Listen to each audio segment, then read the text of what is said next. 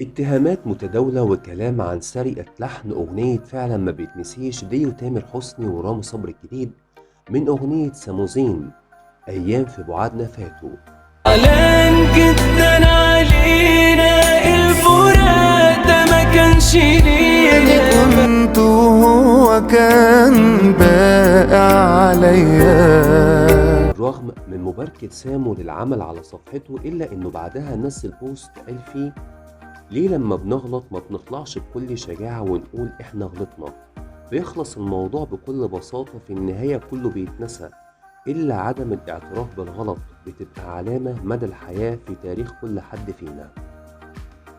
أغنية فعلا ما بيتنسيش من ألحان شادي حسن، أما أغنية أيام في بعادنا فاتوا واللي نزلت من 11 سنة كانت كلمات تامر حسين وألحان أحمد حسين.